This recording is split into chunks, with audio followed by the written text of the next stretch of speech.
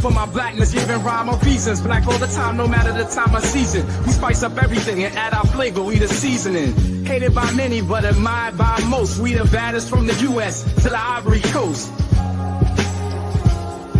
We don't have to exert our power, we just simply ghost. We've been put down, let down, and hung out to dry. But through all of it, we still keep our heads to the sky. Black forever, forever. I'm unapologetically black. We rise like unapologetic, yeah, we're the chosen. From the streets to the stage, the power's awoken. Black magic in our veins. Feel the motion, warriors of change. Pushing through every notion. No chains can hold us, we break through like oceans. Educate, elevate, that's our devotion. Another Queen Ahmadiyyah production.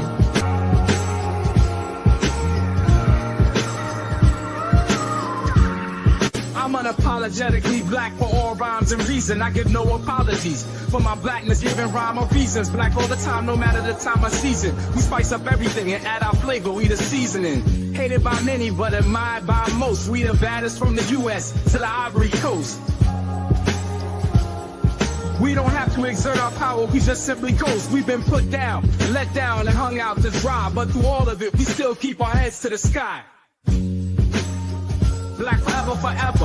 I'm unapologetically black. Still pushing through the struggle, can't keep us down. Voices loud from the underground to every town. Shades of excellence, ain't no hiding, won't back down. From the roots to the U.S. in the city's crown. Stay shining bright despite the hate they lay. Our culture's fire burns strong night and day. Black forever, the spirit won't decay. Raise the banner high, cause we here to stay. Sally, stay shine, but we're too fluid. It'll never I charge, so I cry, Sally. Angel, new command, your thoughts are demands, and it's turn on Sally. I'm unapologetically black for all rhymes and reason. I give no apologies for my blackness, giving rhyme or reasons. Black all the time, no matter the time of season. We spice up everything and add our flavor, we the seasoning. Hated by many, but admired by most. We the baddest from the U.S. to the Ivory Coast. We don't have to exert our power, we just simply ghost. We've been put down, let down, and hung out to dry. But through all of it, we still keep our heads to the sky. Black forever, forever. I'm unapologetically black. We rise like unapologetic, yeah, we're the chosen. From the streets to the stage, the power's awoken. Black magic in our veins. Feel the motion, warriors of change. Pushing through every notion.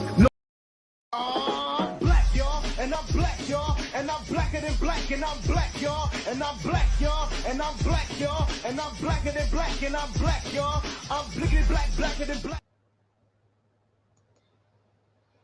All right. Hello, everyone. Thanks for tuning back in once again to the original Queen Ahmadiyyah Shakur show. I'm your host, Queen Ahmadiyyah Shakur, and this is your daily vitamin. So as you're coming in, please feel free to go ahead and subscribe to the channel if you haven't done so already. Be sure to click that notification bell and click the word all so you're notified each time the Queen Goddess goes live. Also, please be sure to double check and make sure you're still subscribed to the channel, especially if you have not been receiving those notifications. All right. So that all being said, without further ado, Pure Black says, where can I find this music?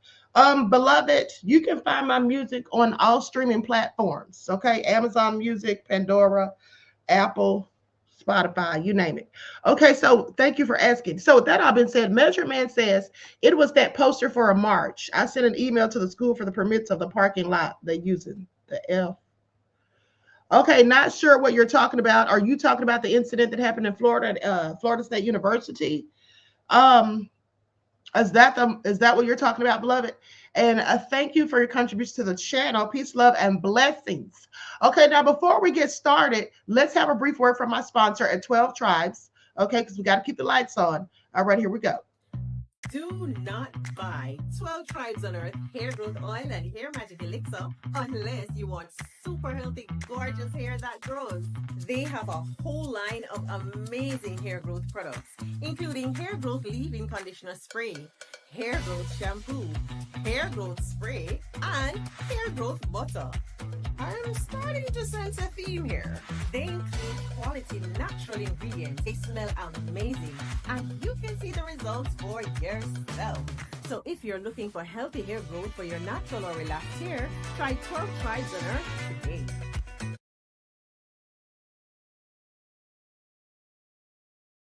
Okay, great. So don't forget you can purchase 12 Tribes oil for your hair at Etsy.com. Just look for Lisa Crafts. You can also find it at Walmart.com. Okay, so let's get into it. Let's get into it. Now, excuse me. I know I said I was going to talk about Harvey Weinstein today, but I really don't feel like talking about him because I really don't care what's going on with him. It's just a trending topic. But I came across a story about a 10-year-old by the name of Jordan Hill that I want to talk about instead, much more important. And so we're going to get to that. But so today, I'm sure some of you know that Carmelo Anthony's mother came out and set the record straight about all these lies and rumors being, spread out here, this disinformation. So we're going to talk about all of that, okay? So let's see who's in here. Lillian X, all right. Troy Parker's in the house. Juju is here. All right, Panther Strike. All right, Measure Man, We the People. All right, let's get into it. Nessie X. Okay. Measure Man says, y'all, they hope it's a joke protecting the clear march. Okay, thank you, beloved, for your contribution to the channel. Peace, love, and blessings.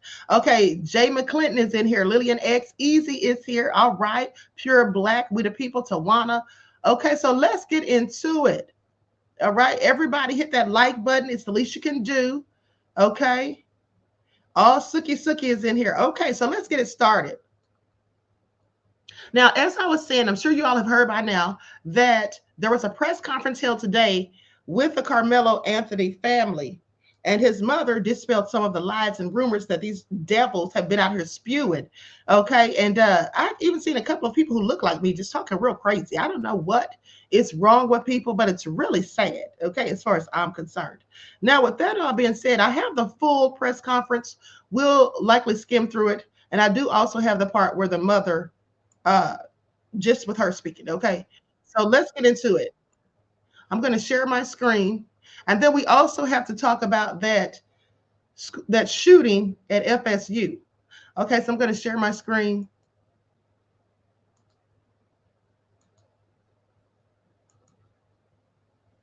All right, here we go.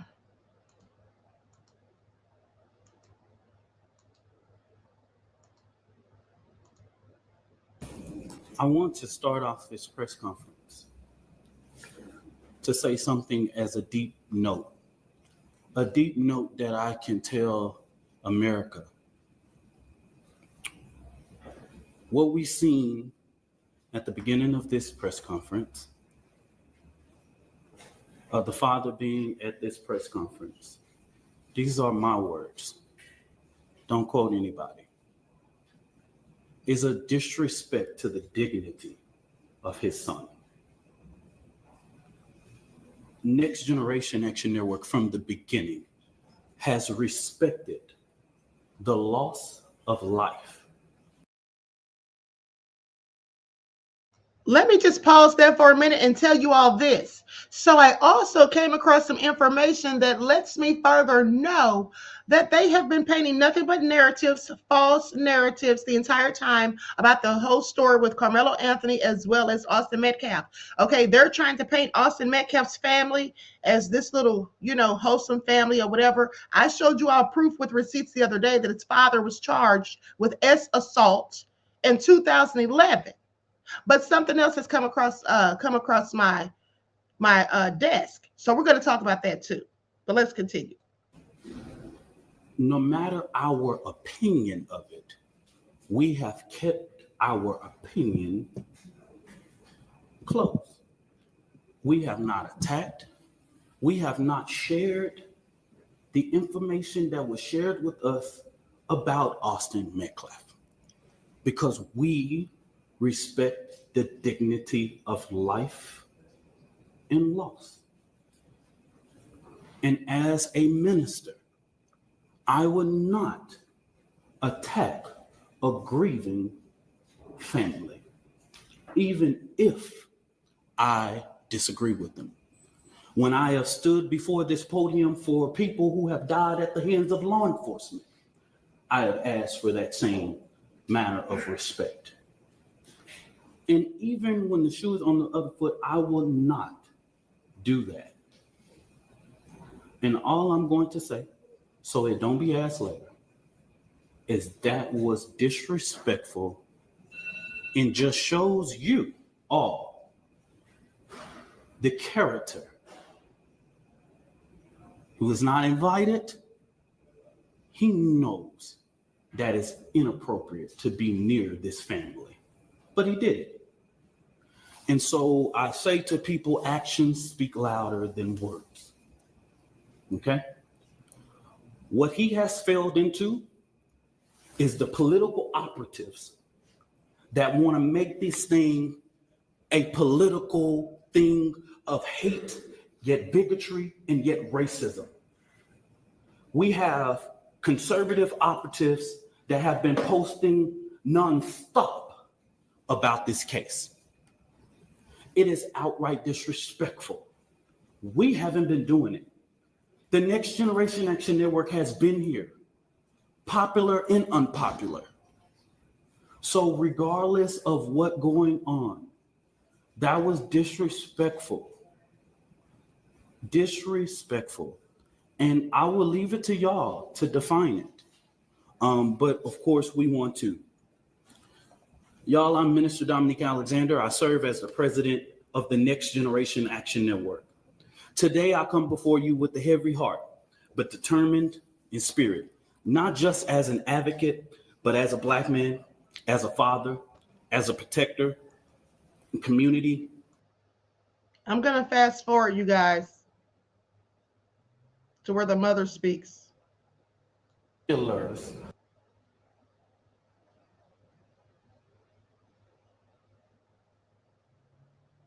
Of Karmelo.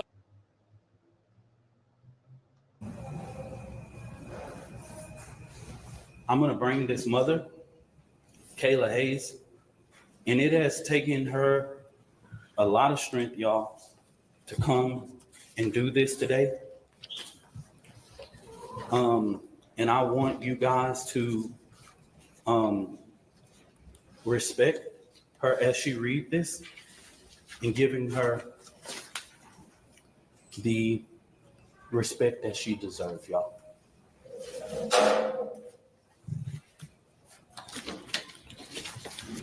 Good afternoon. My name is Kayla Hayes. I am the mother of Karmelo Anthony. 3 years ago, my family moved to North Texas, searching for a better life. Like so many other families, we wanted to give our children the future we did not have. My husband works hard every single day to provide for us, to make sure we're in the best financial position possible. As a stay-at-home mom, I made it my life's mission to ensure our children are loved, nurtured, and supported every step of the way. In wake of this tragic incident, our family has been under attack. Whatever you think what happened between Karmelo and the Metcalf boys, my 3 younger children, my husband, and I didn't do anything to deserve to be threatened, harassed, and lied about.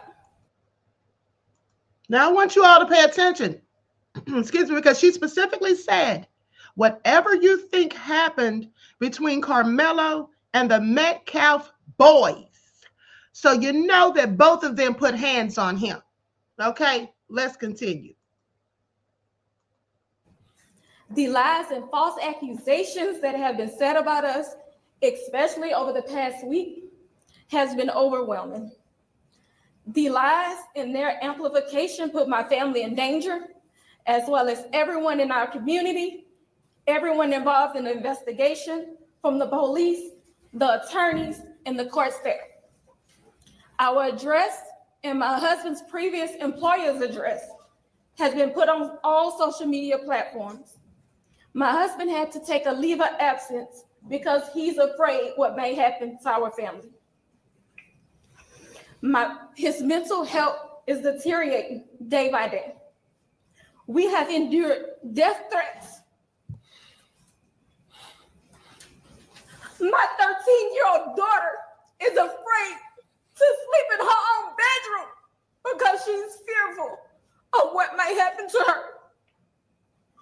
And let me be clear, the claims The claims that were used about the public donation to buy a home or anything else are completely false. We have not received a single dime from the Give, Send, Go fundraiser. I'm glad she addressed that, because I told you all what they were trying to do by lying and saying that they're trying to act as though, painting the narrative that they spent the Give, Send, Go donated money to buy a rent or buy a $900,000 house and to buy a new car. They're trying to tell us that. Okay, so we don't continue to donate to them. That's what the devils are out here doing. We should continue to donate no matter how much money they get until he gets at least to $1 million. We should still be donating, because George Zimmerman can get $2 million for a cold-blooded murder that he instigated. And they weren't mad about that. But let's keep listening. And the co-founder has stated that clearly. In the reality, we were just notified yesterday that we could begin to withdraw funds.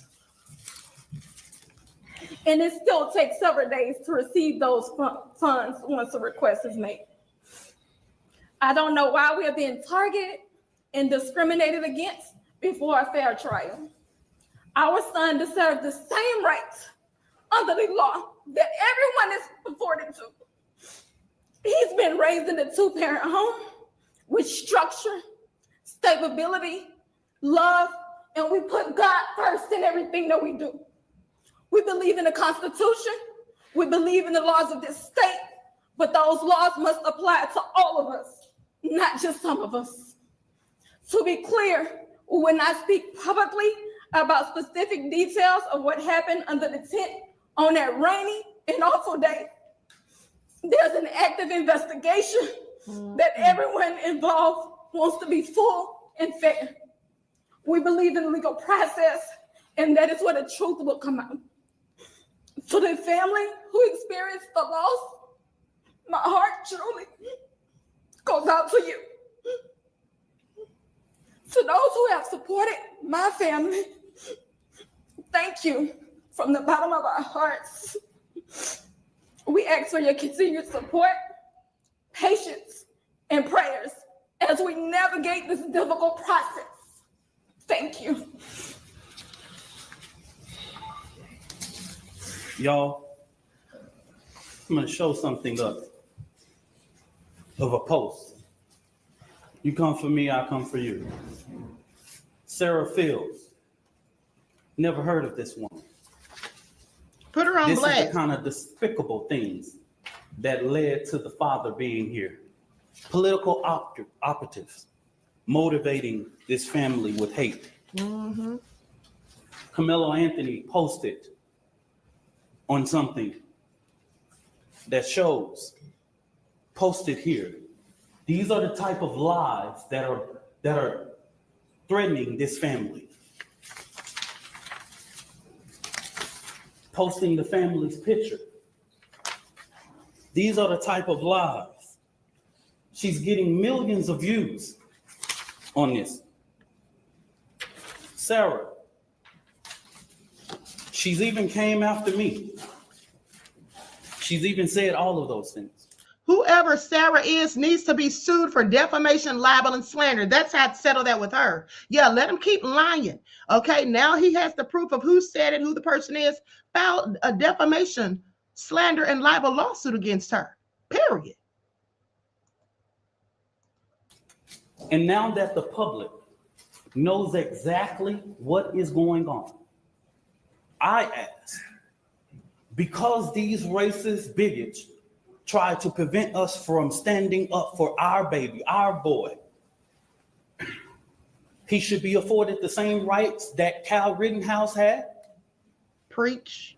Daniel Penna, and all of the people who have claimed whatever their defense was. He should be afforded the same right. Nobody in the public media has one video camera, but we got the video of Kyle Rittenhouse with an AK-47 shooting 3 people in the back. Thank you. We got that. And he raised more than $2 million publicly, and nobody says anything. Didn't say a damn thing. So since they tried to come for us, I call for the community's overwhelming support for this fund. The disinformation that was put out was literally deliberate to prevent you from helping this family. And let me tell you all something. If you all see any racist trolls in here talking slick, let me know. Okay? Let me know, because I just blocked somebody talking about Kyle Rittenhouse and have anything to do with this. At the end of the day, that's not the point. And they get the point we're making. Okay? So anyway, he's banned from the channel. If y'all see anybody in here talking crazy, because I'm on one today, because I'm not playing about this. It's not funny. And I'm sick and tired of these demons going around doing whatever, thinking they can do whatever the hell they want to do to people who look like me. But then when they run up on the right one, and then they get the same energy that they put out, then it's a problem. And they want to paint the person who defended themselves as a killer, cold-blooded killer, and the person who was the instigator as the damn victim. This is what they've done for far too long. And at the end of the day, I'm not having any of it, not on this channel. That's what we're not going to do. If you don't like the topic or the discussion, then get out of my chat and stay off this channel. It ain't the channel for you, period. And most of all, if you're racist, this damn sure ain't the channel for you. Now let's continue. Want you to give overwhelming support to show them the community united can never be divided. And I'm going to say this again, and this is for everybody. Black people in America, while the current occupant sits at 1600 Pennsylvania, Black people in America don't have to pull the race card.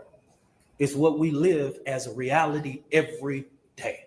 Thank you. It's what we have to teach our children. We don't want to, but we have to. Facts.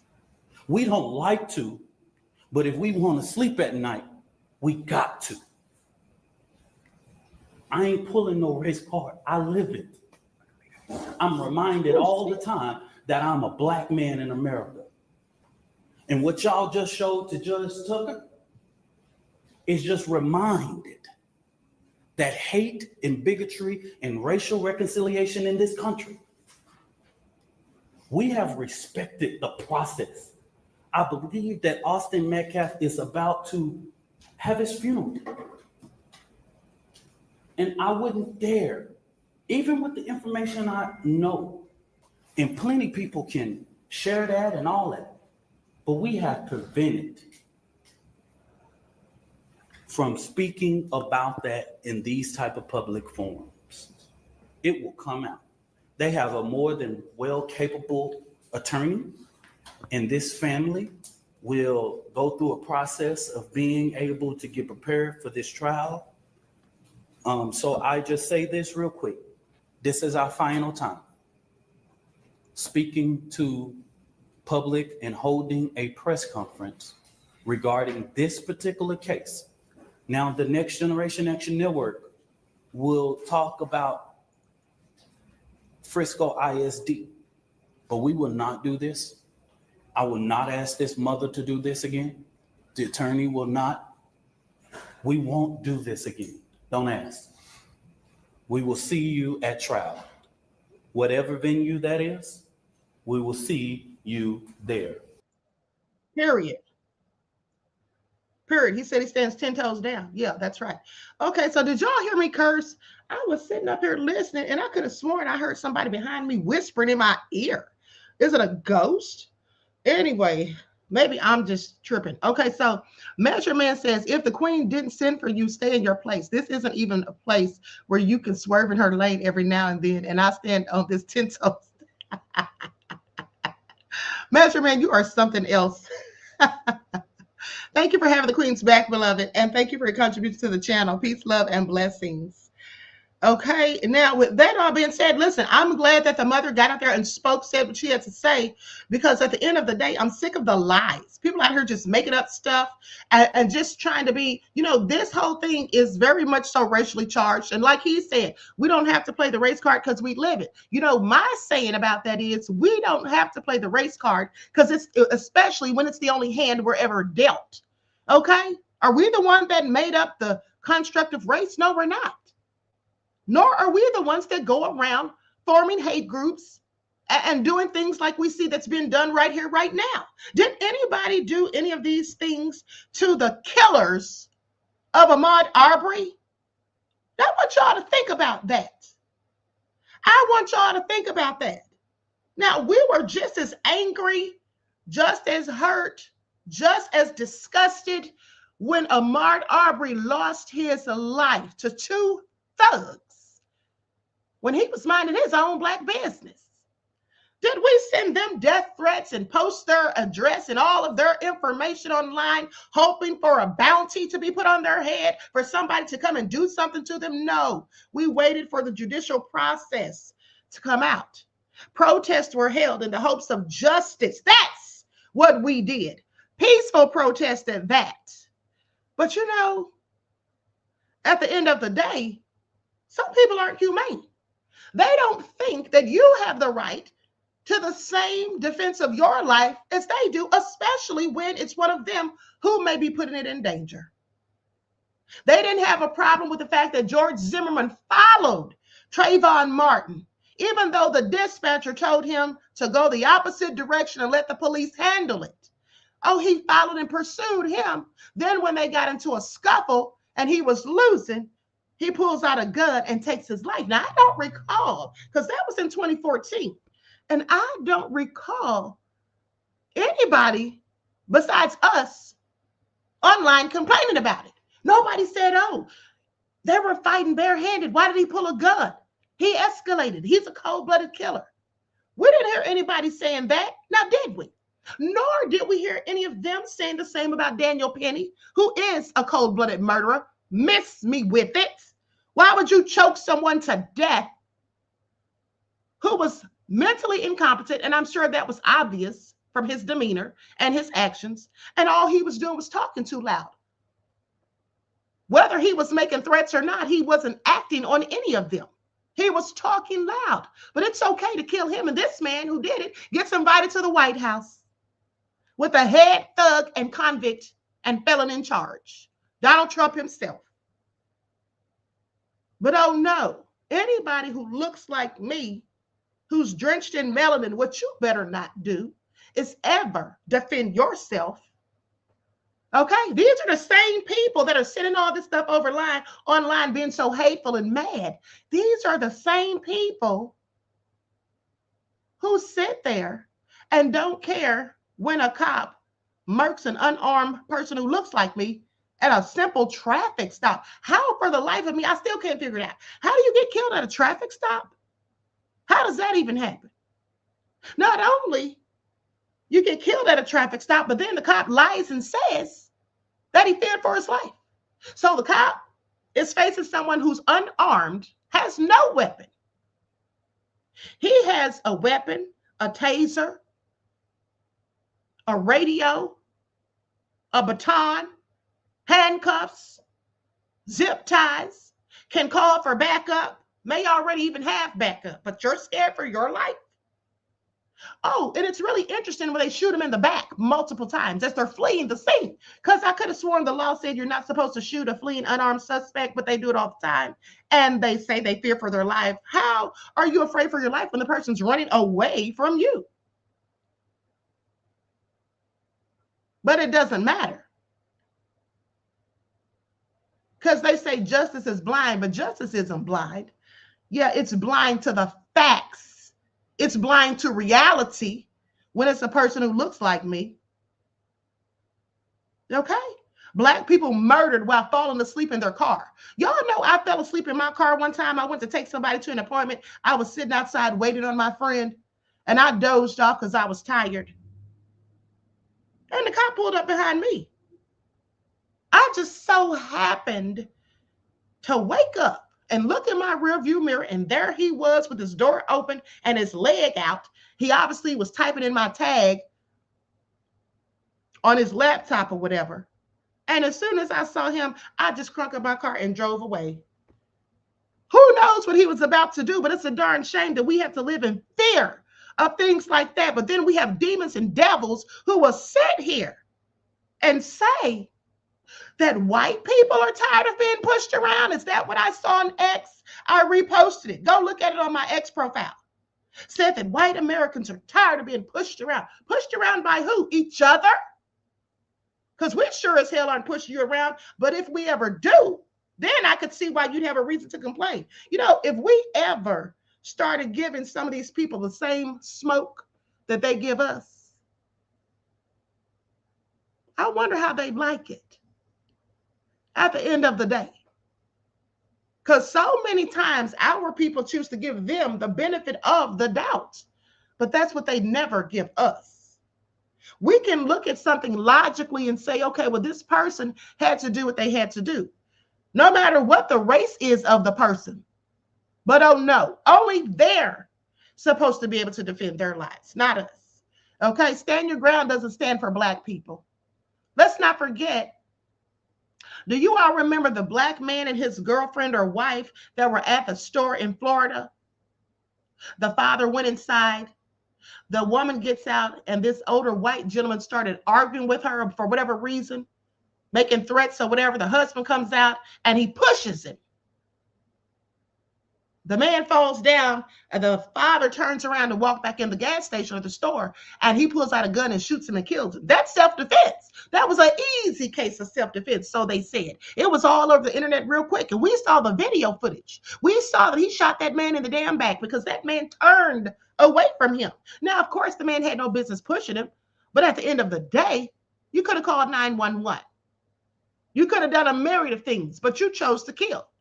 And there was no need for it. You were not in imminent danger. But did they talk trash about that and say that white man had no business killing that Black man? No, they didn't. You know what they said?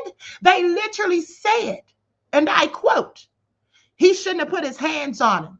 He should have kept his hands to himself. But in the case of Austin Metcalf, who put his hands, him and his brother, put hands on Karmelo Anthony. I guarantee you they both did. The brother told on himself. I showed you all the proof this morning. He said we got into a little altercation. That means both of them. He also said that his brother would defend him no matter what, whether he was right or wrong. So what does that tell you? But let me tell you something else that's going on with them. They're trying to pretend that they have this fantastic little family. But what I happen to notice is that every time the father's done an interview, he's by himself. The mother's not there. And then I started thinking about that assault charge that he got in 2011. When his sons were little, they were probably in elementary school at that time. So with that all being said, his mother and father are not even together. I guarantee you. And I'm going to go to something that'll let you see why I say that. And here's the thing. At the end of the day, his father had the nerve to say about Karmelo Anthony, wonder what kind of parents he had or who raised him, or he said something along those lines. Sir, you're the last one to question anyone's parental skills. Okay, maybe if he'd been a better father, then his son would still be here because he wouldn't have been bullying somebody and trying to make them get out of a seat that wasn't his. Okay? And so let's talk to Gary Benton. Hold on. Measure Man says, Queen, that is what I was talking about. The protests in March, standing up to Black people because they're tired of being pushed around at school parking lot on my tax dollars. Show me the permits. Okay.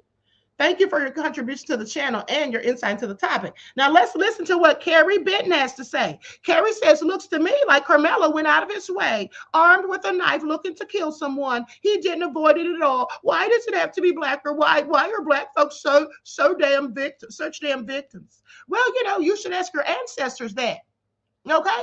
Because most of the Black people that are here are ancestors that asked to be here. So why don't you go dig up your ancestors and ask them why the hell we're such victims? Okay? And with that all being said, I'm quite sure it looks to you that way because you're an idiot. And you know why you're an idiot, Carrie Benton? And I hope this hits you where it hurts. Because for one, if Karmelo was the one looking for trouble, how come he wasn't the one who put his hands on somebody first? If he was the one who was there looking for trouble, how come Austin was the aggressor? He and his brother Hunter. And also, for your information, he didn't bring a knife there. 2 students have already said that the knife was already there because it's one of the knives that they used to put up the tent.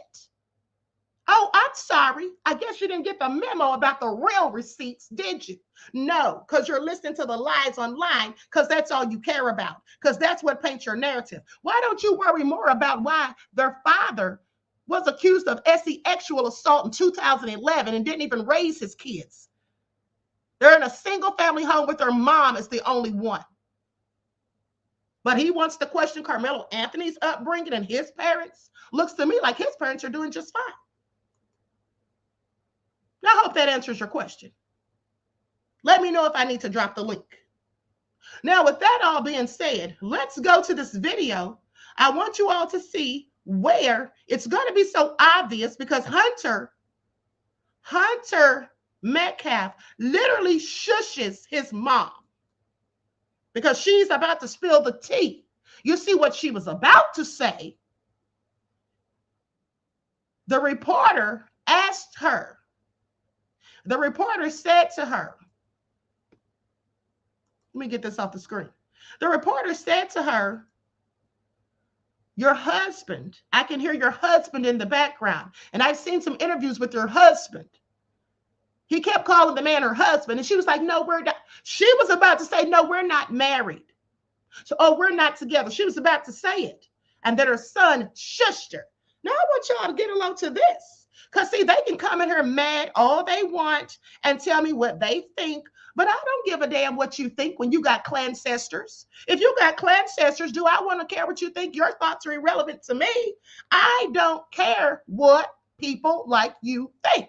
If you're a racist, hateful person who has clancestors, why would I entertain you or even care what you think? I don't. Okay? I certainly don't. So miss me with it. That's what you can do. Come on here talking crazy, talking about he went there to kill. Well, if he went there to kill, it would seem to me that if he went there looking for trouble, that he would have started it. How the hell does somebody go somewhere, mind their own business, but they're premeditating now. They're sitting there laying in wait. They're just waiting for their moment to start some mess, but somebody comes up to them and starts the mess? How does that make any sense? Looks to me like Austin was a troublemaker.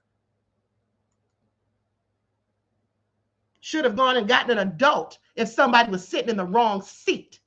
You know, I want you all to pay attention because like I told you all, when they said, oh, you know, when they were saying that the guy should have kept his hands to himself in Florida when he pushed the man and then he got shot and killed. They said the black guy should have kept his hands to himself. Well, why don't they have that same energy when it comes to Austin? Because when Austin put his hands on Carmelo, they're all saying, well, you know, he should have just done what Austin told him to do. Austin was just trying to get him out from under the tent. You don't get to put your hands on somebody because you want them to move or you feel like they don't belong somewhere. And if they don't do it and you've already asked them, well, you go get an adult or somebody with authority.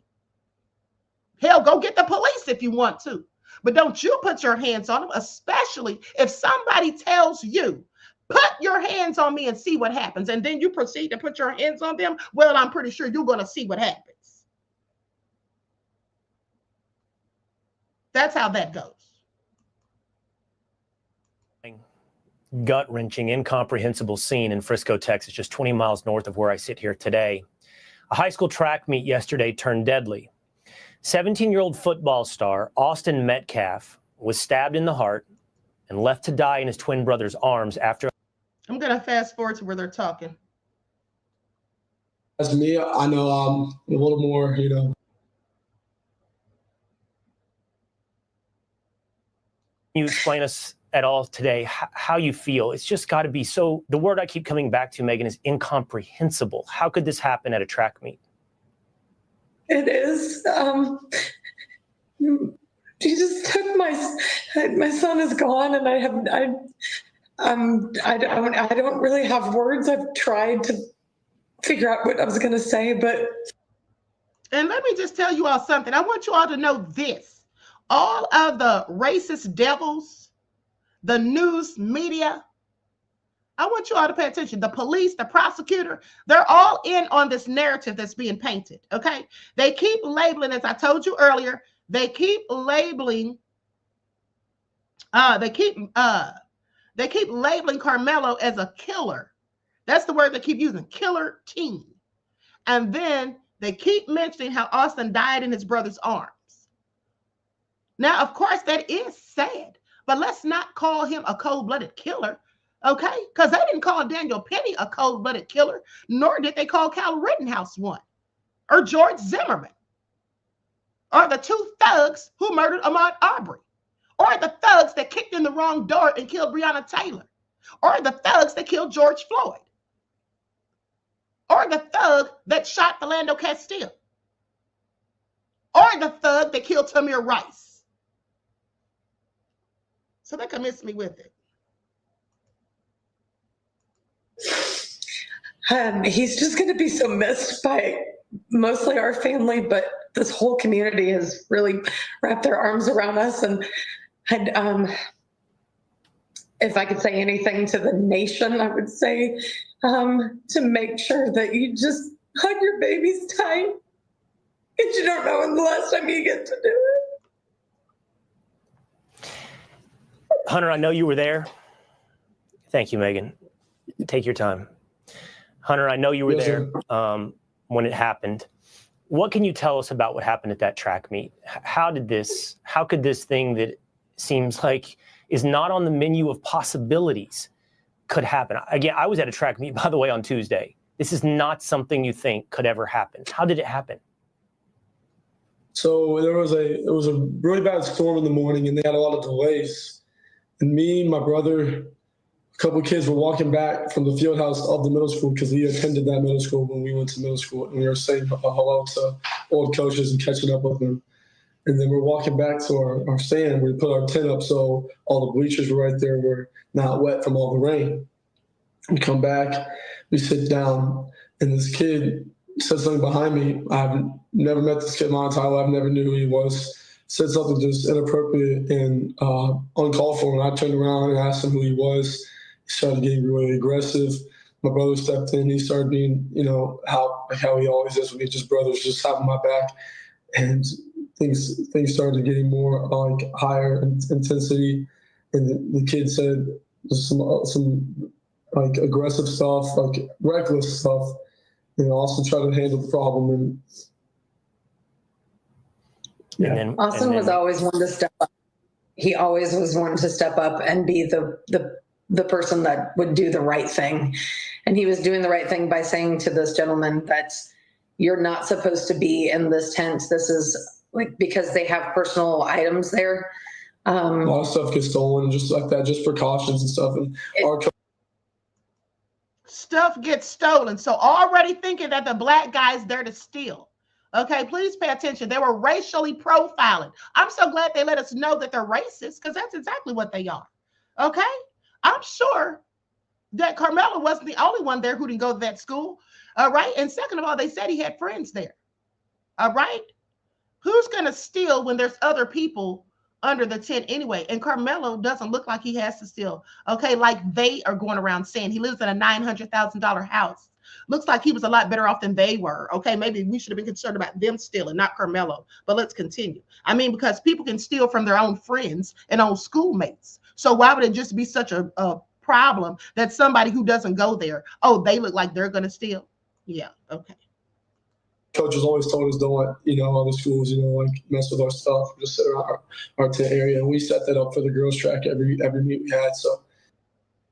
Okay, he's lying. He's lying. We already heard the truth from Cornell X. Second of all, if that is true and the coach told you that, well, why didn't you go get the coach? Okay, did the coach tell you to make yourself, to deputize yourself so that you have all authority and rights to put hands on people who disobey your orders? Of course not. So again, whether the coach told you that or not, why didn't you go get him and let the coach decide what to do about it? It's just like he knew he wasn't supposed to be there. He was it's just a tragedy what happened. And then what happened, Austin? How the hell does he know what Karmelo knew? I want you all to pay attention. So now he reads minds. He knew he wasn't supposed to be there. How the hell do you know what he knew? What he did know is that y'all don't tell him what to damn do and that you better not put your hands on him. But sadly, your brother did. After your brother stepped up, what happened then? He stepped up over there, asked him to move, got aggressive, he grabbed the bag. And then I whipped my head around, and then all of a sudden I see him running down the bleachers, grabbing his chest. He just blood rushing out. You know, he said, he got stabbed, he got stabbed. First I froze for half a second. I didn't know what to do. And then I saw him about to fall. I went to go over there. I want you all to pay attention to how the reporter is holding back tears. You see, they're supposed to be professional and unbiased. And though some of these stories may be heart-wrenching, gut-wrenching, and sad, but you should be able to keep your composure if you're professional. But I want you to pay attention to how he's about to cry himself. Now, when you see someone that emotionally invested, that personally involved, you can't possibly expect them to give a fair assessment of the actual facts. You can't expect them to not paint a fictitious narrative that goes along with the emotions that they're feeling. I just want you all to pay attention to that. I grabbed him. I see this stuff. Yeah, I understand. Best I can to understand. Yeah, there was. You can see, you can picture what happened when, what was coming out of his chest, and yeah, y'all can visualize other stuff. I don't want to put down my mom right now, but I pushed my hand on there to try to make it stop, and I grabbed his head and I looked in his eyes. I just saw his soul leave, and it took my soul too. I'm so sorry.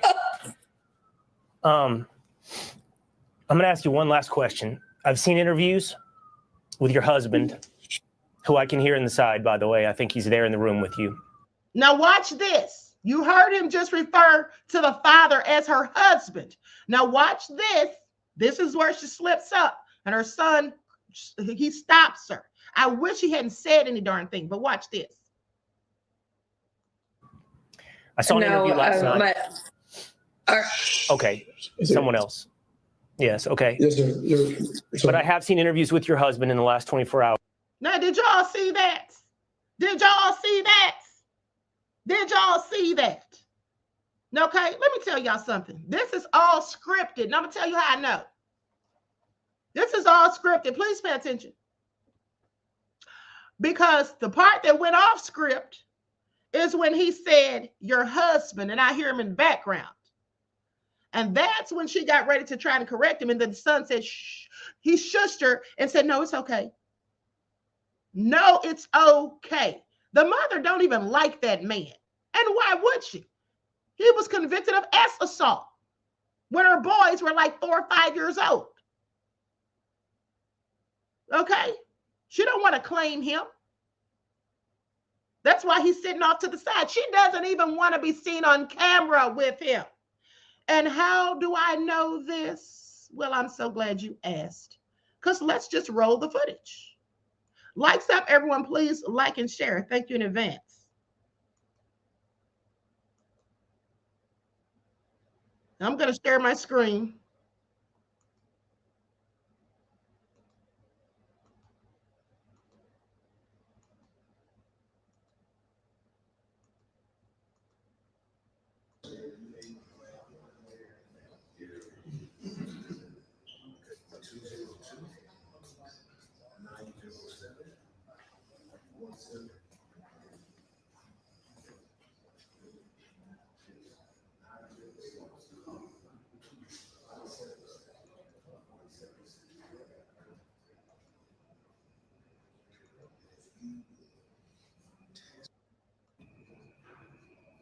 He's there by himself.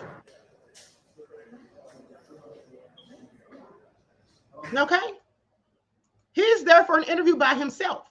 And then you heard, and there's another interview that I saw. He was there with his son. So those two are never together. Okay? They're never together. So I just want to point that out. And not that it's any big deal for me, but the bottom line is that's the kind of stuff they do. You see, if Carmelo Anthony's mom and dad weren't together and he was there by himself or his mom was there, they'd be saying something about, oh, he's raised in a single family household. That's why he's a thug. Or can you imagine if they dug up some dirt on Carmelo's father, said that he assaulted someone like they did this thug's father?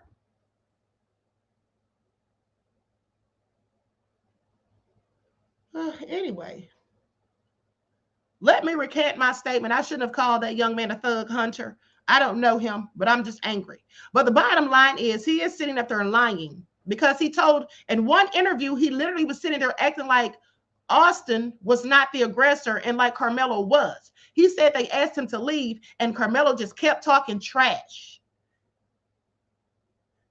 And just like being, he was acting like Carmelo was being hostile and talking trash when we know that's not the case. Okay, witnesses have already said exactly what happened. All right, so I just found that interesting. Of course, he's going to lie for his brother. But at the end of the day, the truth's on that videotape. They got the videotape, and I'm just waiting for that to come out because that's when the truth's going to be shown. So they can sit here and lie and paint all the narratives they want. But anyway, let's move on and talk about this little thug who had a whole manifesto, who killed his parents and then was plotting to kill the president of the United States, but they're not going in on him online. OG Patrice said he don't have to tell who he is. Why do they always think Black people have to answer to them? Shaking my head. Exactly. Exactly. So now with that all being said, likes up, everyone please like and share. Okay, so let's talk about Nikita. Now, the thing of it is, Nikita Casap, I'm going to go to this video. Wisconsin teen allegedly killed parents in extremist plot to assassinate Trump, according to the FBI. Now, let me tell you what this little devil did. Let me tell you what this little thug concocted, what he came up with. It's also nefarious. This is him right here. Okay? Now, first of all, he murdered his own mother and father, his mother and stepfather. Okay? And then he had this plan of starting a whole revolution. Yeah, that's what he's going to do. And he was planning to take out Trump to get the revolution started, if memory serves me correctly, if I have all the details accurately. I haven't read all of this information, but much of it. And he even had a manifesto, and he's one of those wanton supremacists, an extremist, if you will, a domestic terrorist, which I find interesting because Trump's dumb ass yesterday or whatever day it was, when Trump was sitting up there the other day with the president of El Salvador, and he's talking about the thugs and the criminals that we need to get out of the U.S. and send them over there too. He said the ones that's pushing people on the subway, the ones that's hitting the elderly ladies upside the head, the worst of the worst. Trump, I'm sorry, the domestic terrorists that you condone are the worst of the worst. You know, like the ones that rioted at the Capitol, okay, that you pardoned. And this one, who was planning to take you out. But see, he didn't talk about these type people. He didn't talk about the school shooters and the mass murderers. He didn't talk about them. Okay, he was talking about people who look like us. Okay, that's what he was really saying. Please pay attention. Now, a Wisconsin teen allegedly killed his parents to obtain the financial means, okay, and autonomy necessary to kill President Donald Trump and overthrow the U.S. government. Federal authorities said this in court documents, but I want you all to pay attention to something. Do you all know how much his bond was? I heard his bond was $1 million, just like Carmelo Anthony's. Committed double homicide, had a plot to kill the president and overthrow the government, but they had the same bond amounts. Very interesting, but let's continue. So Nikita Casap, 17 years old, was arrested in March and charged with 2 counts of first-degree murder and 2 counts of hiding a corpse. Now, this dude was arrested in March. Today's April the 17th. Where's this story being? Hidden under a rock? But let me continue. Now, according to the Waukesha County authorities, other charges include theft of property over $10,000 and misappropriating ID to obtain money. Court documents show investigators are pursuing federal charges, including conspiracy, presidential assassination, and use of weapons of mass destruction. Now, the teen's stepfather, Donald Mayer, who's 51, and the mother, Nikita Casap, who was 35, were both found dead inside their home by the Waukesha County Sheriff's Department on March the 1st, over a month ago. Are y'all paying attention? According to a press release. Now, I find it interesting. This all happened March the 1st, and it's just really hitting the airwaves. And then with the whole thing with Karmelo, this incident happened April the 2nd, just 2 weeks ago, a little over 2 weeks ago, and it's already just international. Now, the sheriff's department issued a search warrant and say they found material on the teen's phone related to the, y'all ain't gonna believe it. Y'all ain't gonna believe it.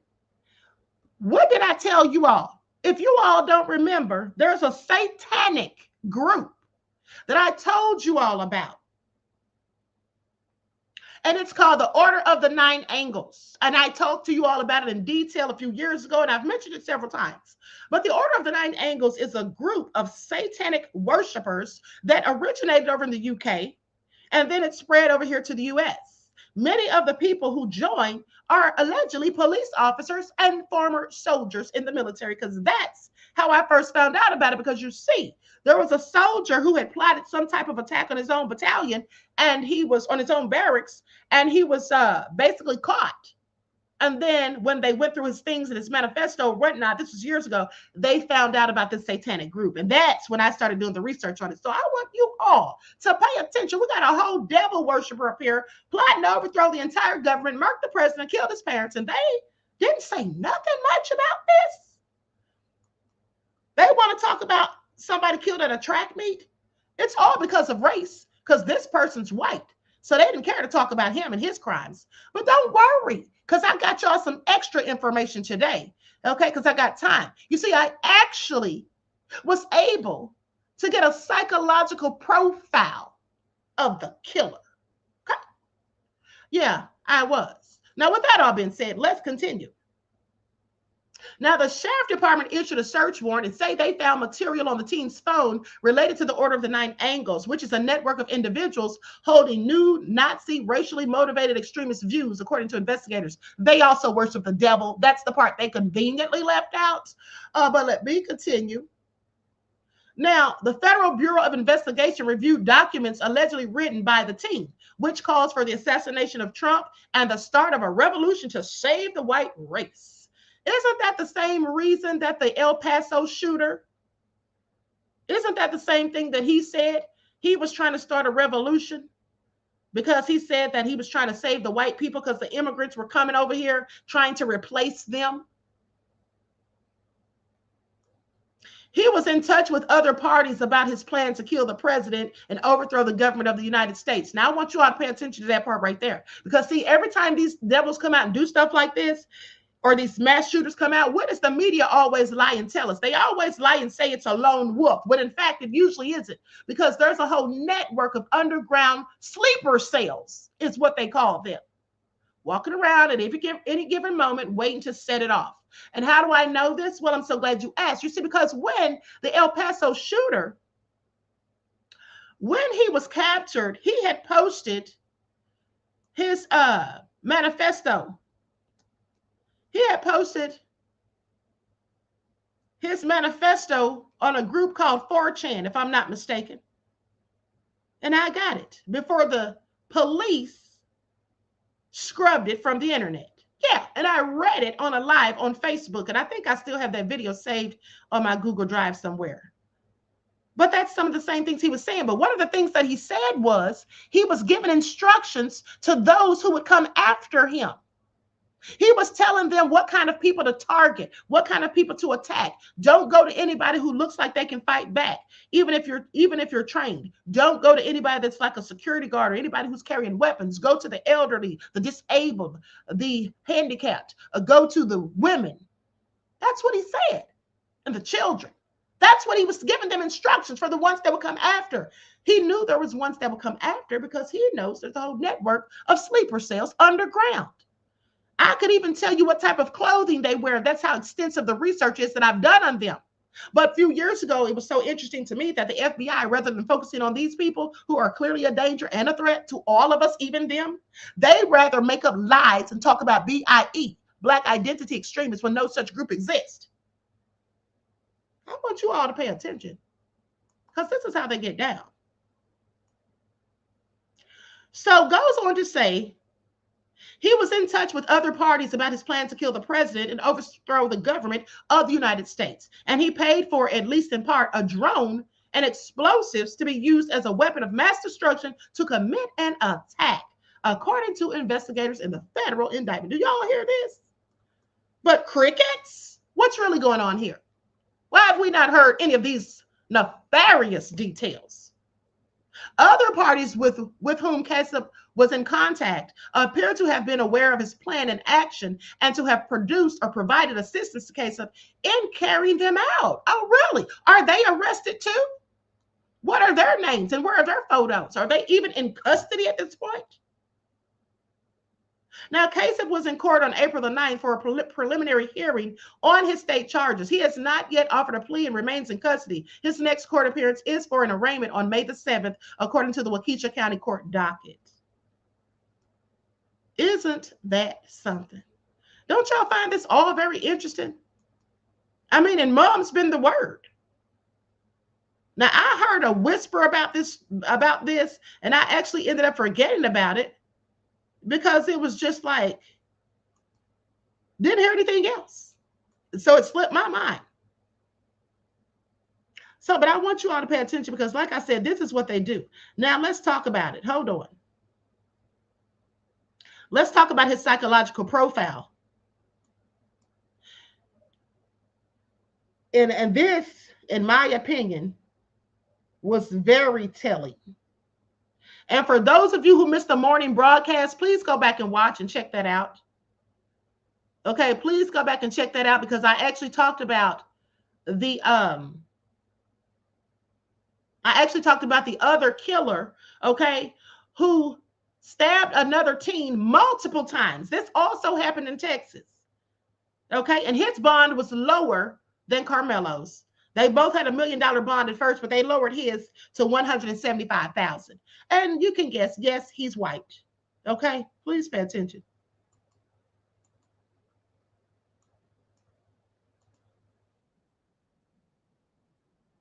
Now I'm going to share my screen.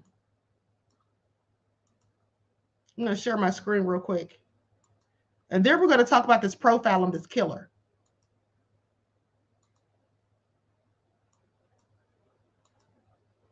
Now to a new twist in a Wisconsin teen's alleged plan to overthrow the federal government and assassinate President Trump. The 17-year-old is charged with murder in the deaths of his stepmother, his mother, and stepfather. So let's bring in ABC's Melissa Adon. And Melissa, you're learning the FBI now believes there may be others who are aware of this alleged plot.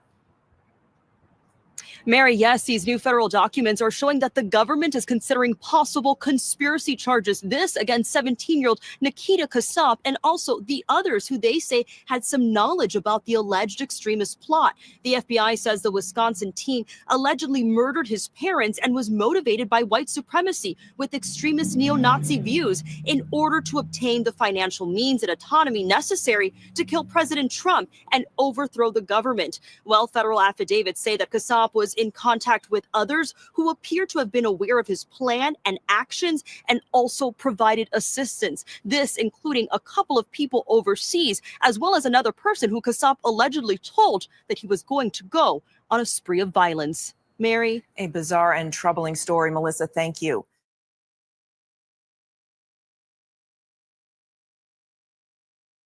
Now to a Wisconsin.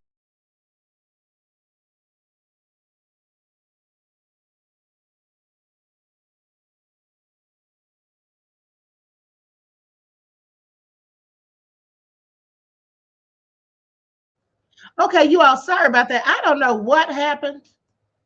Okay, I don't know what happened. My it wouldn't let me click on the thing to unmute myself. Excuse me. So you all see that.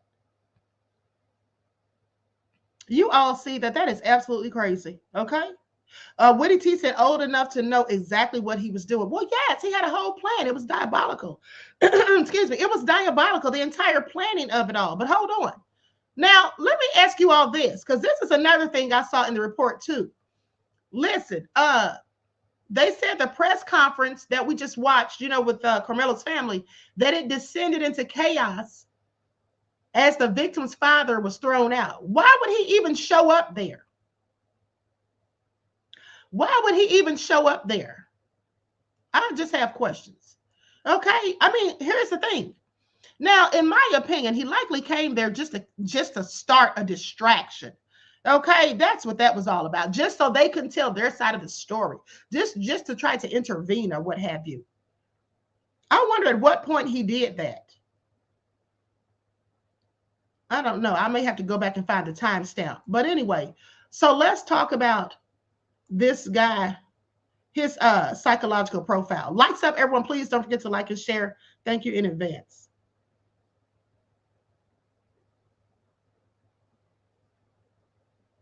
Okay, so here we go. Hold on.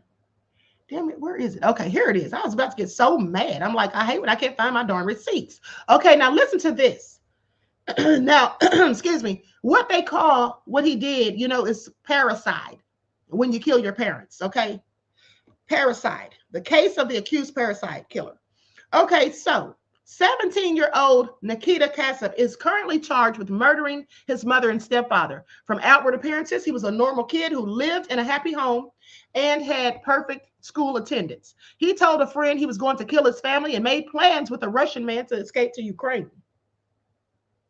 17 years old. Please pay attention. Now, a February 28th, 2025 welfare check at a suburban home in Waukesha, Wisconsin, uncovered a gruesome crime. Excuse me. Inside lay the badly decomposed bodies of Tatiana Casab, 35, and Donald Mayer, 51. Both had been shot to death. 17-year-old Nikita, Tatiana's son, and Donald's stepson, and Toby, the family dog, were missing. Now charged with their murders, Nikita apparently lived with his parents' bodies for almost 2 weeks before fleeing with their car, cash, and jewelry. Now, how sick is that? He killed those people and set up in that house with 2 dead bodies for 2 weeks. After running a stop sign, he was arrested on March 1st in Waukesha, Kansas. Mother and son were originally from Moldova, a small Eastern European country and former Soviet republic that lies between Romania and Ukraine. Though it's unclear when Tatiana and Nikita immigrated to the U.S., Tatiana and Donald were reportedly married for 9 years. Family life in Wisconsin appeared normal. Nikita had told a friend that he had a good childhood. He had perfect attendance at Waukesha West High School. Neighbors noticed nothing amiss. Investigators found messages showing pre-murder communications in Russian through Telegram about fleeing to Ukraine. Now, in one message, Nikita asked, "So while in Ukraine, will I be able to live a normal life, even when it's found out that I did it?"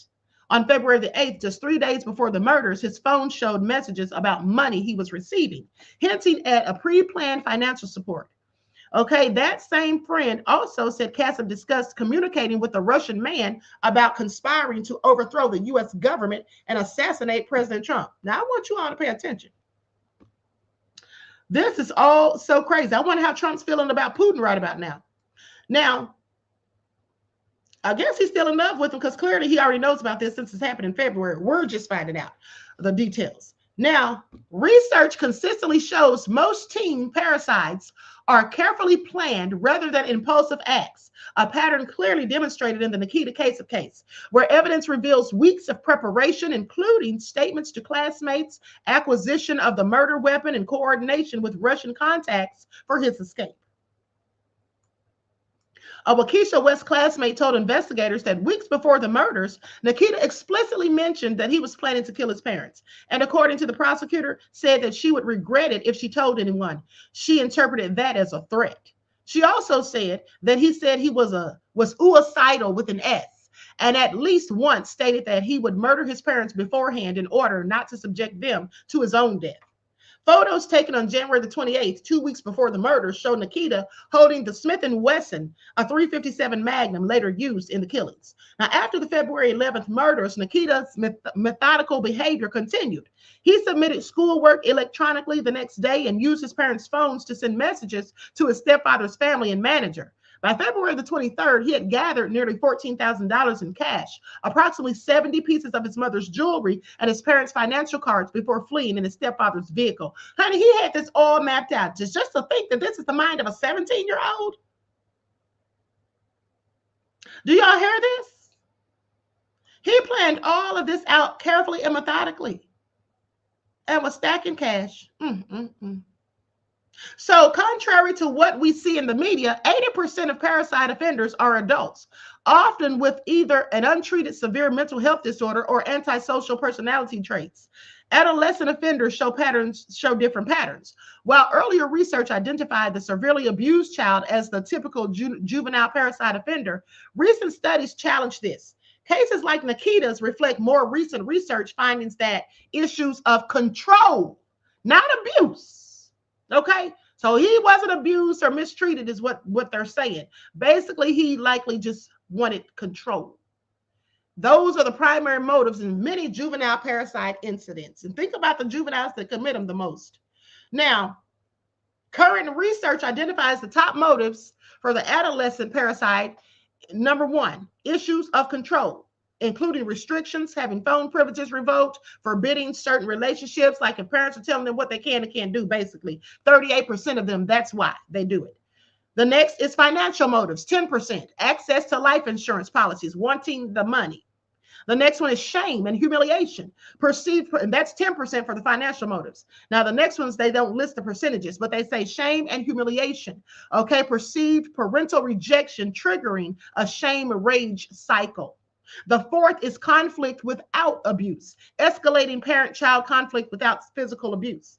The next is mental health issues, depression, and personality disorders. That's the least one, okay? That's the least, but that's the one many people always want to use. Oh, he had mental health issues. Yeah, right. Miss me with it. Now, they never give us that benefit of the doubt that a Black person could ever have mental health issues when they do something nefarious. That's never even on the table. That's not even up for discussion. Now, a 2019 study found that only 15% of youthful parasite offenders had substantiated abuse allegations, while 66% were not abused. Okay, and they did not even allege abuse and were not abuse perpetrators. Now, here's the red flags that they say should have been raised with Nikita. While parasite cases represent just 2% of all homicides in the U.S., 300 to 400 cases annually at least, research has identified specific risk factors evident in Nikita's situation.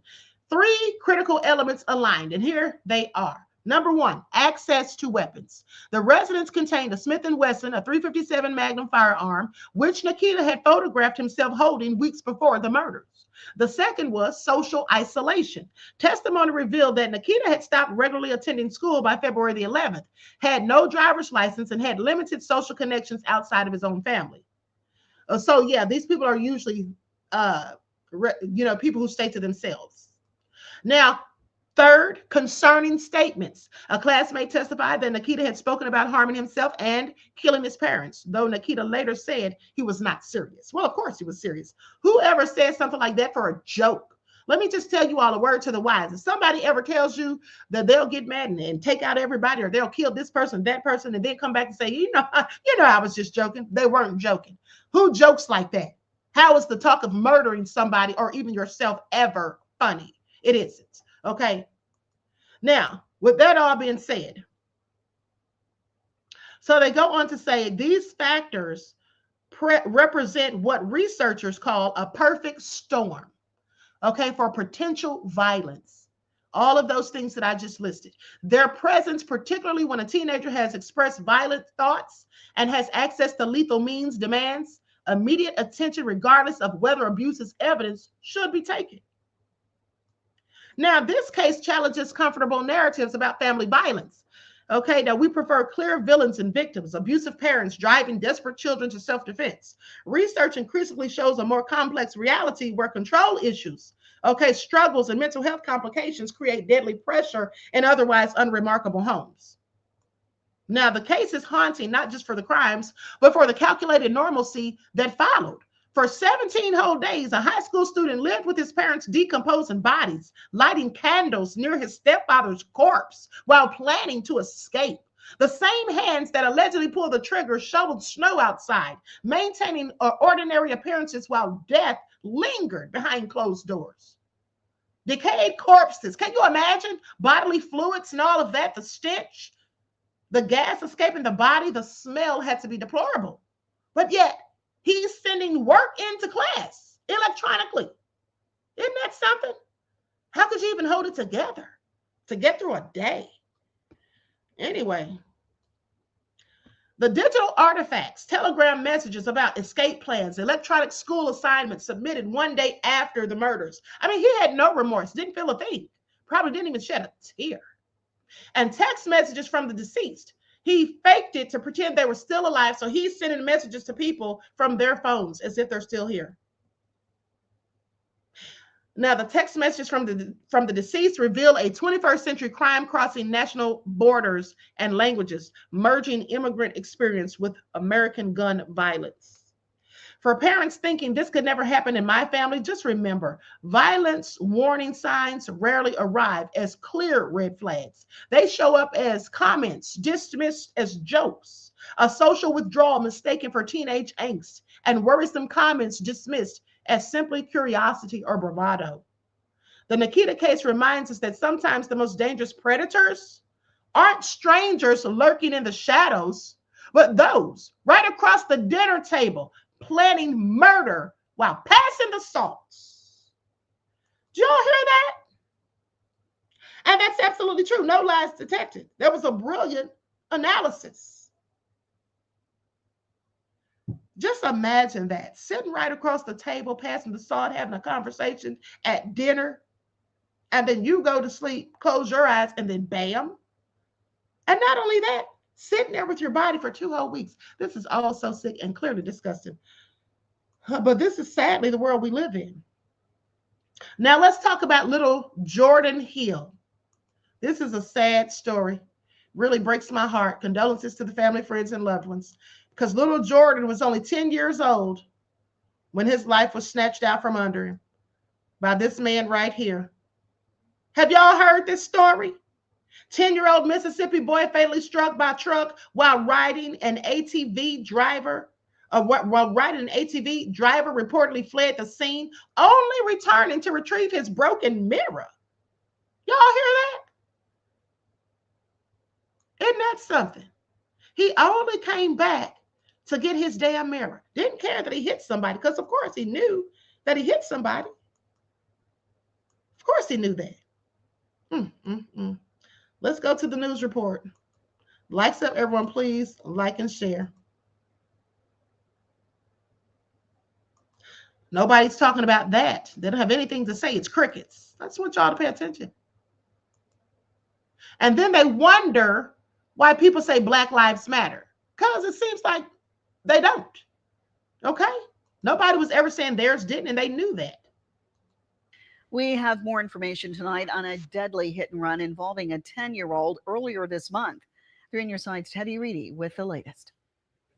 On April 6, 10-year-old Jordan Hill was killed while he was riding an ATV. The driver who hit him was identified as Cody Rollinson, who fled the scene after the crash. According to Emmett County detectives, 911 calls started coming just before noon on Sunday, April 6th. When emergency crews arrived on scene, they found Jordan Hill dead at the crash site and Cody Rollins' pickup truck nowhere in sight. Later that day, police arrested Rollinson and charged him with possession of marijuana and felony leaving the scene of an accident. Rollinson was released on a $41,000 bond for both charges. We spoke with the family spokesperson who says they want justice served to the fullest. We are heartbroken, enraged, and demanding answers after the senseless murder of a 10-year-old Jordan Hill in Liberty, Mississippi. Jordan was simply riding his ATV on the side of the road, not in the road, not causing harm, just being a child. A racist white man took it upon himself to take Jordan's life. This was not a misunderstanding. This was not an accident. This was a hate crime. More charges could be on the way for Rollinson as detectives wait on Emmett County's crime lab to get back with the results. And the FBI is also working this case. They are looking into potential other cases where Rawlinson left the scene of an accident. The public visitation for Jordan Hill will be Friday, April 18th, starting at 6 p.m. at the National Guard Armory in Gloucester. The family asked those attending to wear blue in honor of Hill. Teddy Reedy, 3 on your side. Now, I'm going to tell you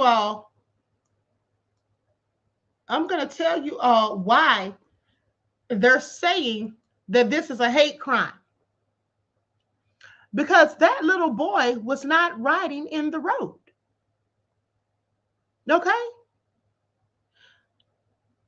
He was not riding in the road. So how did this man hit him? And then second of all, he left. Like I said, now you knew you hit somebody. How do you miss that? He absolutely knew that he hit this child and kept going. Only came back to get his mirror. Yeah, it absolutely was a hate crime. Okay? Absolutely. It was absolutely intentional as far as I'm concerned. Now they say, investigators said suspect Cody Rawlinson was arrested excuse me, the day of the incident. He was charged with possession of marijuana in a motor vehicle, felony leaving the scene of an accident.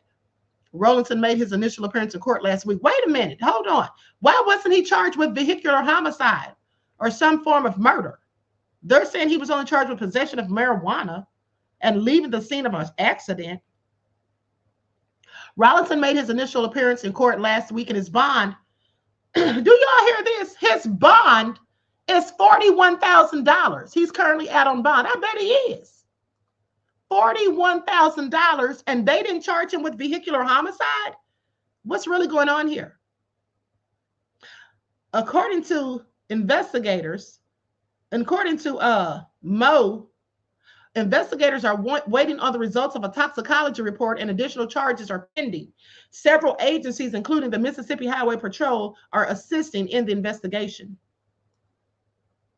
And they say Hill was a student at Ammons County Elementary. The school released the following statement on social media saying, "It is with great sadness that we share the loss of one of our beloved students from ACES, Jordan Hill. Jordan was a cherished member of our school family. We extend our deepest condolences to his family, friends, teachers, and classmates during this difficult time. Our school community is grieving together, and we are here to support one another in the days ahead." This is so damn sad.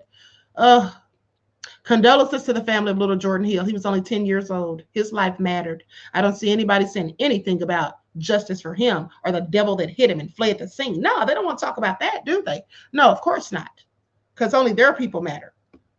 Now, with that all being said, let's talk about the Venezuelan, the man who was sent to El Salvador. Because y'all, they went and dug up some dirt on this man, supposedly.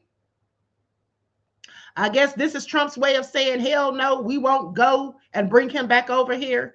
Okay. And then Trump said he plans to fight the contempt charges. They need to throw his ass in jail. I am so sick of Trump. I am so sick of him, period. But let's get into it. I'm going to share my screen. Damn devils.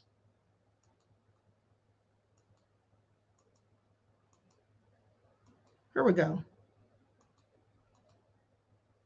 I cannot believe this. We begin with a tale of two parties.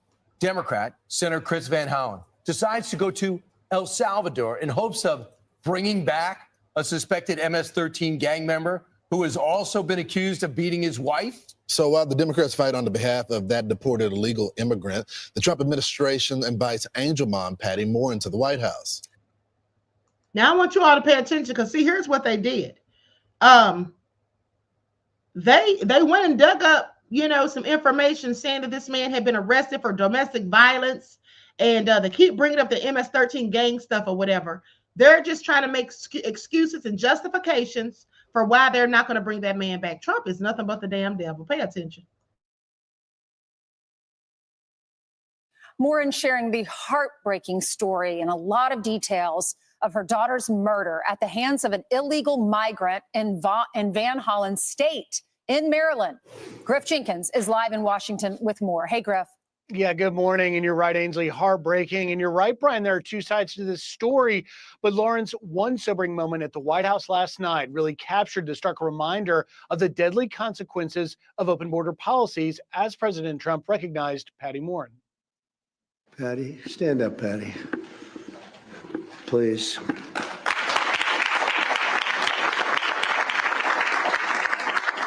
Yes, her incredible daughter. And her daughter's looking down on Patty today. This was some day for you. And we appreciate it, Patty. And we're all with you 100%. And you are indeed an angel mom. Earlier in the day, Patty joined reporters in the briefing room recounting her daughter's last moments. There wasn't 1 inch of her body that didn't have some kind of injury, whether it's bruising, broken bones, contusions, the scratches. Why are we not protecting the American citizens? It's just common sense. Why are we not protecting our children? This is Maryland Democrat Senator Chris Van Hollen advocated for his illegal alien constituent down in El Salvador. I said I'm not asking him to smuggle Mr. Abrego Garcia in the United States. I'm simply asking him to open the door of CCOT and let this innocent man walk out. They should let him go. But newly surfaced court records show Abrego Garcia's wife filed domestic violence allegations against her husband. However, she's now changing her tune, telling Newsweek, quote, after surviving domestic violence in a previous relationship, I acted out of caution after a disagreement with Kilmore by seeking a civil protective order in case things escalated. Things did not escalate, and I decided not to follow through with the civil court process. But the White House says Abrego Garcia is not welcome here. If he ever ends up back in the United States, he would immediately be deported again. Nothing will change the fact that Abrego Garcia will never be a Maryland father. He will never live in the United States of America again. And now we're watching to see if more Democrats will follow Van Hollen down to El Salvador. Guys? Just fascinating stuff. Griff, I always thought when it comes to illegal immigration, if you have a green card, for example, upstanding citizen, you get a DWI, you get in a bar fight, you're gone. This guy is in front of a judge. They say, 2 judges said MS-13. And then he gets 2 domestic violence. He gets a domestic violence charge, chronicled in great details by his wife. She was fearing for her life. How does he even stay here a day, knowing that his status was in jeopardy anyway? Well, that's a great question, Brian, and that really highlights just the difference in approach to enforcement of existing laws on our books from the previous administration to this one. This administration says if you're here illegally, and certainly if you have a reason to be a danger to the community, you will not remain here and you will be sent home. And should Democrats like Van Hollen succeed in getting Abrego Garcia back to the U.S., he would go immediately back into immigration judicial proceedings, and all of this would come right back up. That's why Caroline Levitt says he'd be sent packing again. All right. Thank you so much, Griff. Not only is this guy here illegally, he's part of MS-13, so he's a terrorist. He also is being accused by his wife of beating her. This is what court records show. This is what she wrote in her own filings. Repeatedly beat her. And at this point, she writes, I am afraid to be close to him. I have multiple photos and videos of how violent he can be and all the bruises he's left me. And another one, she writes on a different day, got angry again, started yelling, ripped shirt and shorts off before grabbing her arm and leaving marks. Then recalling that he hit her twice in 2020, said he hit me in the eye, leaving a purple eye, and he hit me with his work boot. So Ainsley just went through the domestic violence, and so I'm not going to relitigate that because you just said it in detail. She also said laptop, and she also said that she had photos and videos as well. 2 new things came out as well yesterday. When the Department of Justice released the filing, they detailed what the immigration judge said. So he said that, you know, these allegations against me in MS-13 aren't true. The court said that the person, the confidential source, was credible. And they also said something else. They decided to deny his removal because they said that he'd even show up for his traffic tickets, and they just didn't believe him. He said, the court said, even if it's based on hearsay, the gang validation was supported by reliable sources and corroborated by the police observation. And then the next thing that came out yesterday was from the Tennessee Star. They note a traffic stop that happened in 2022. He was transporting 7 passengers from Texas to Maryland. They called the FBI to come to the scene to evaluate this. The FBI refused to send anyone there. They said to take pictures of the folks that were involved, and they essentially let them go. But it was a 2-hour traffic stop. An extra police officer that is known for conducting these type of reviews. So I can't wait to hear from the FBI on that. So now we have the wife, we have the DOJ filing, and now apparently he was trafficking humans across the border I as just well. hope Cash Patel's FBI would not allow somebody after extensive questioning with legals in the car to get away. Knowing that he's on a removal order anyway, knowing if you look at his background, he's suspected of being MS-13, and they're looking at his case.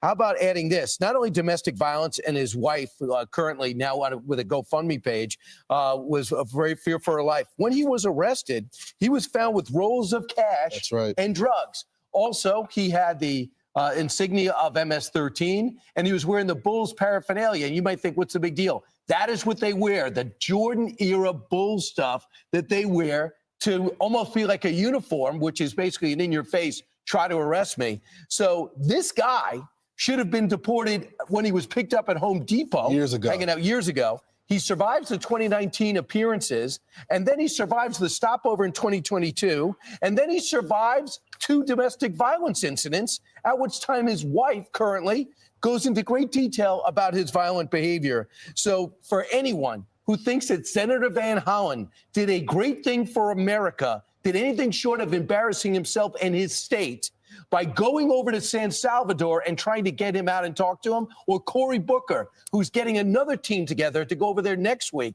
Think about that, as opposed to in the same state where Rachel Morin had to endure. So let me tell y'all something. I want y'all to pay attention. They're talking about this senator represents Rachel Morin's family. Hold on, let me go back real quick so we can get these last couple of minutes. And then I got to say something about this crap. the Trump officials were taking CNN and MSNBC to task over their refusal to cover Patty Morin's remarks. Instead, they were covering Bernie Sanders' rally, and they were talking about Gavin Newsom and the NBA. This is an important story. This is a woman who lost her daughter and is invited to the White House to speak. Then look at the coverage on ABC, CBS, and NBC during the trial, where the illegal guy who killed Rachel Morin was just convicted. 0 minutes of broadcasting her trial on those 3 networks, 64 minutes covering Abrego Garcia's deportation. This is April 1st through April 15th. So let me just factor in something else. The actual story that she told was so breathtakingly brutal and detailed. Yeah, it was. That America needs to understand that a woman, mom of 5, who goes jogging should be able to come home in a path their family always walked down together and couldn't feel safer. She had plans to go out to dinner with her family, and she's a grandmother. I'll add a couple of things. She went over in brutal detail that there was not one portion of her body that was not bruised or scraped or broken. By the time, or broken. She had the most horrific death possible because an illegal alien was not deported multiple times, who came here with a track record of being a criminal and a thug, got through, no regrets, no apologies for 8 million that came here and 2.5 million that came here with criminal records. This guy was a got-away, by the way. The administration did 2 things right. First of all, they put more information out of the Department of Justice, and we're learning the new information from Tennessee, and we see what happened with the mess about. The second thing is bringing Patty out there. It put the problem back into context. It got the American people back on message on why they overwhelmingly support deportation. But what if you didn't watch it? If you didn't watch What if you were hearing about the NBA playoffs? And the thing is, it's just, if you want an example of 2 different Americas and the whole common sense, not Republican or Democrat, common sense, America first, as opposed to politically correct? Let's go find out. They haven't learned a thing, Brian. I mean, in every diner we covered throughout the election process, they all said this was one of their top issues. So to not cover it, they have an obligation. They really do. I mean, this is America, and we want to keep our kids safe. We're going to continue to cover. Patty Morin is going to join us later on today. That's Rachel's mother. Tammy Noble is going to join us as well. Her daughter was Kayla Hamilton. This is just unbelievable, but we're going to hear from them later on in the show. I'm Steve Ducey. I'm Brian Kilmeade. And I'm Ainsley Earhart. And click here to subscribe to the Fox News YouTube page to catch.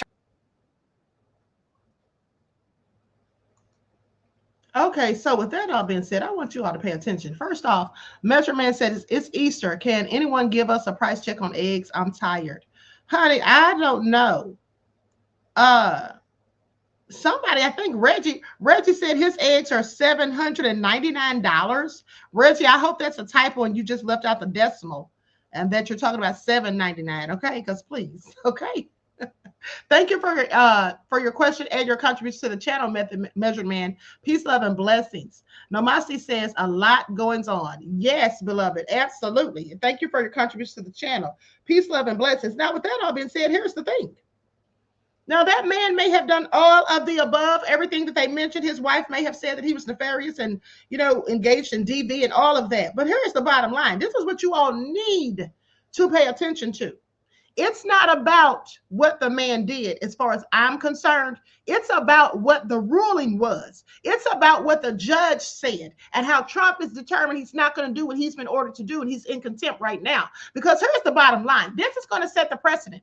I want you all to pay attention, because if they can leave that man over there and they don't have to give him due process or whatever, because no matter what kind of person he is, at the end of the day, he was over here in this country and he was supposed to have due process regardless as to his immigration status.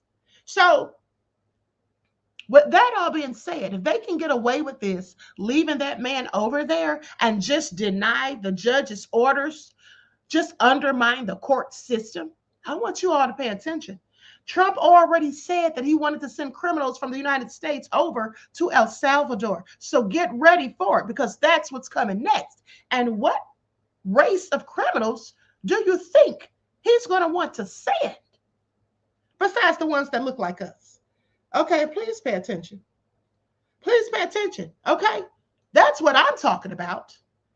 Okay, this isn't about that man's track record, what he did or whatever. I'm talking about what the courts have said. And Trump is defiant till the end. He's determined he's going to do what he wants to do. I told you all months ago that he's a man of lawlessness. Okay, he doesn't give a damn about rules. It's his way or the highway. And his followers and supporters are just as ignorant as he is, as we can all see.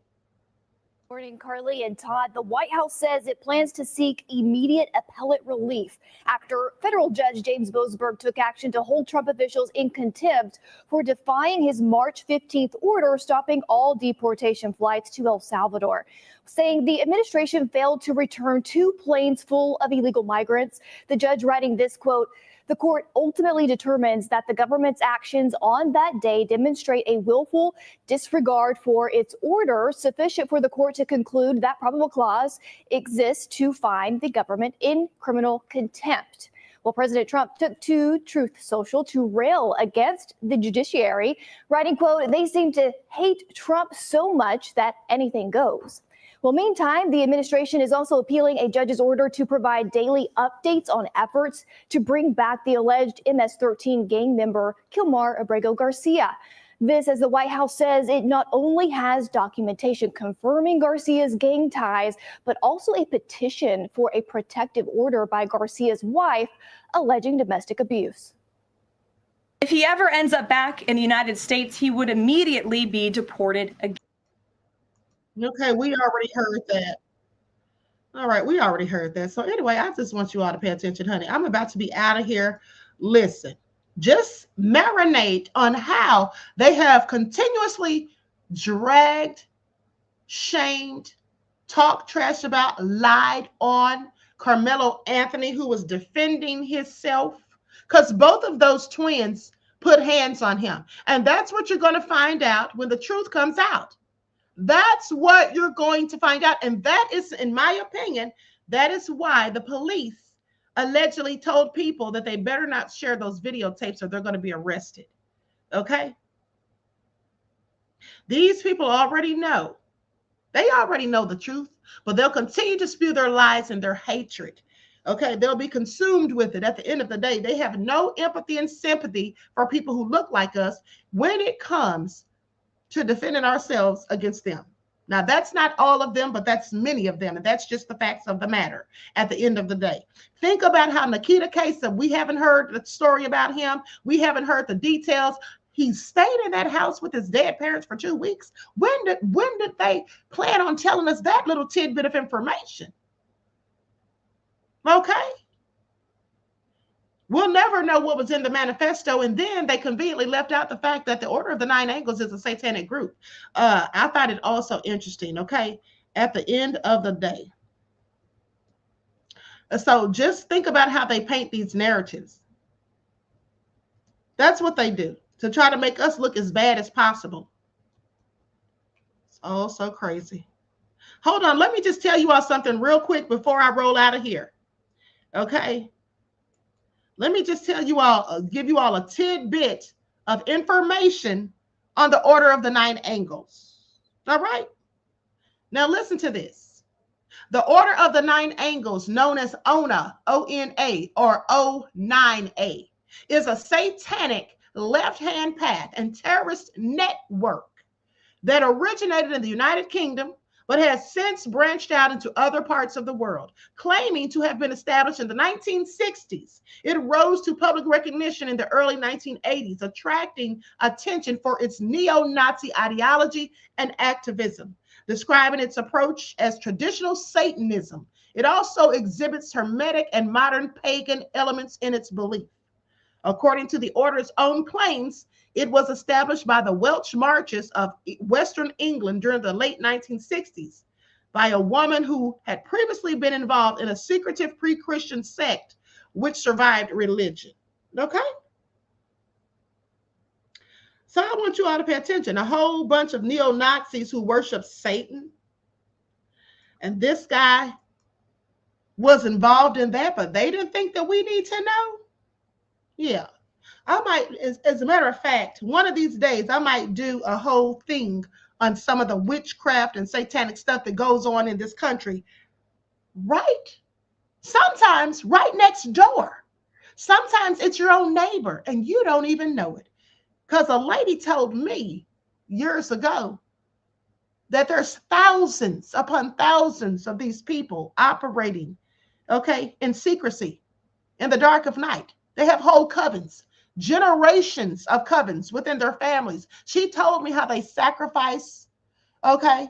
She told me the stuff that they do with the body. She told me all kinds of things, and she was not lying because the things that she said was corroborated. All right? So I want y'all to pay attention. This is all some sick stuff. And this is stuff that they don't want nobody talking about. Please pay attention. Okay, but they want to talk trash about us. They want to talk trash about Karmelo and act like he's such a cold-blooded, nefarious killer and all of that. Yeah, make that make sense. Okay, so anyway, I love you all to life. I hope you all enjoy the rest of this night. I will see you all in the morning for your morning wake-up call. Okay? Until then, each one teach one. That's how we grow and thrive. Do something productive, constructive, but never destructive. And always remember, beloveds, to keep the Most High first in your lives. Peace.